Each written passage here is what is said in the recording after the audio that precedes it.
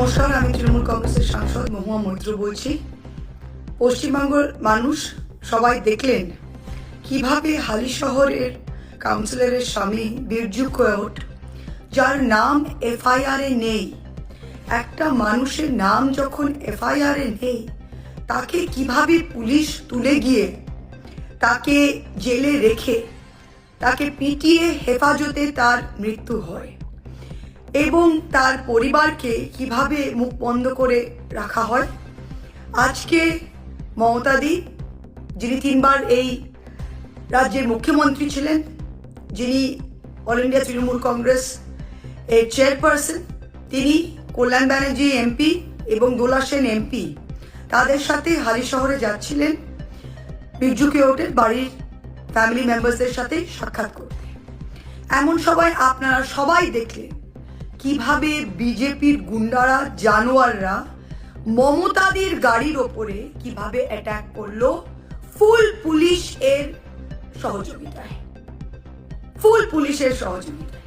আর BJP বলছে এটা নাকি পাবলিক। শুনুন, মমতাদি এই মাটিতে 40 বছর রাজনীতি করেছে। মমতাদি জিতুক হারুক, আমাদের পার্টি পাওয়ারে থাকুক না থাকুক, কোনো ব্যক্তি, কোনো পাবলিক ব্যক্তিগতভাবে মমতা ব্যানার্জিকে, তাকে অপছন্দ করলেও মমতা ব্যানার্জিকে অ্যাটাক করতে যাবে, তার উপর কিছু ছুটতে যাবে, সে পাবলিক কিন্তু বাংলায় জন্মায়নি।